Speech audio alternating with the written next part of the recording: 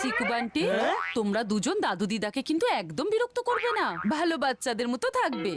Okay mummy, by mummy.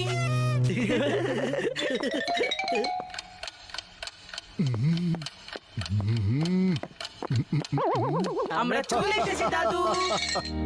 এসে গেছে আমার সোনারা, এসে গেছে, চলে এসো। আমরা পুরো সামার ভ্যাকেশনটা তোমাদের সঙ্গেই কাটাবো। ইয়েস, আমি তো সব প্ল্যান করে নিয়েছি। এখন যেটা মনে হবে সেটাই খাবো, বার্গার, চিপস আর পিৎজা, আর এখানে করব খুব মজা। একদম একদম, অনেক মজা করব আমরা। হ্যাঁ?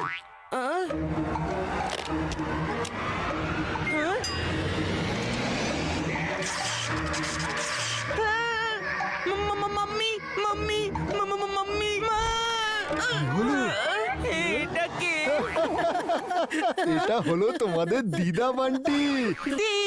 দিদা? হ্যাঁ, হ্যাঁ, আমি কে আবার হবে তোমার দিদা?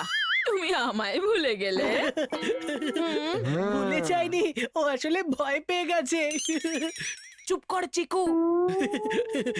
বান্টি, দিদাকে দেখে ভয় পেয়ে গেলি? এমনিতেও বান্টি ভীষণ ভীতু। দাদু, রাতের বেলা তুমি ওকে নিজের কাছে নিয়ে ঘুমিও, না হলে ও সারা রাত এইভাবে কাঁপতে থাকবে। চিকু, ব্যাস অনেক হয়েছে। যাই বলো না কেন, আমি বান্টির মতো ভীতু আজ অব্দি দেখিনি।